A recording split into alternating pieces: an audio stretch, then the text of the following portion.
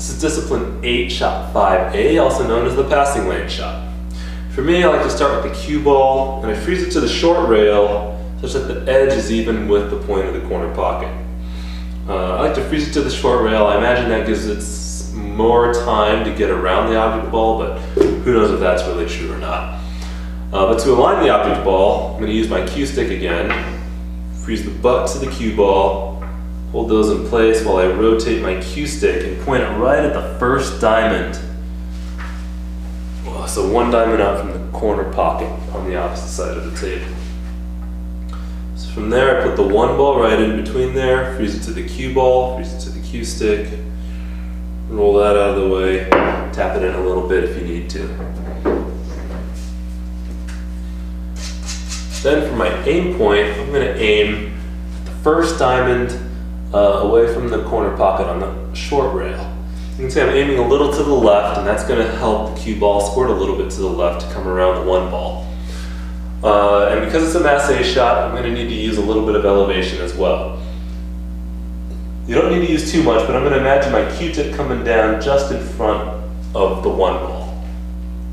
You don't want to over elevate, and that's certainly a common problem people have when they're learning this shot because they think it's a mass A shot. They're going to jack up quite a bit. You don't really need to, but that's something you're going to have to play around with on your own. And then maximum top, maximum right hand English on the cue ball. The top's going to help the cue ball get in front of the one. The right's going to drop back towards the into the corner pocket when it gets around the one. So again, aim at the first diamond on the short rail, elevate so my cue tip's coming down just in front of the one ball, maximum top, maximum right, and just pop it really good.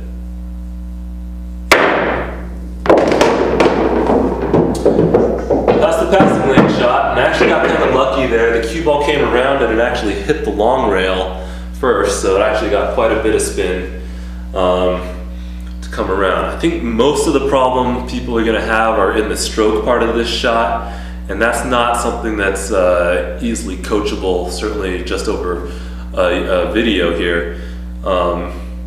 It's just something you have to play around with your wrist, your grip, you know, what you're feeling when you're really just driving the cue stick through the cue ball. This one's pretty forceful because you have to get a lot of spin, but you don't want to, jam it too hard and get the cue ball sliding way out, on the other side of the table, because it's definitely not coming back at that point.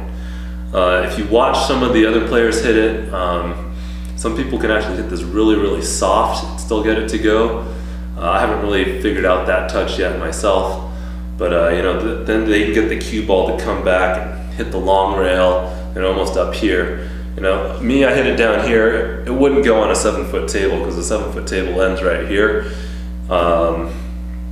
That's just a problem I have that I'm trying to work on, honestly. But it's mostly going to be in the stroke. You can always find the alignment to get the one ball to get into the corner pocket, and it's just finding how to get enough spin on the cue ball to get it up and around the one ball or whatever object ball you decide to use. But yeah, maximum top, maximum right, and just finding the right stroke to get all that spin on the cue ball is going to be the key to the shot.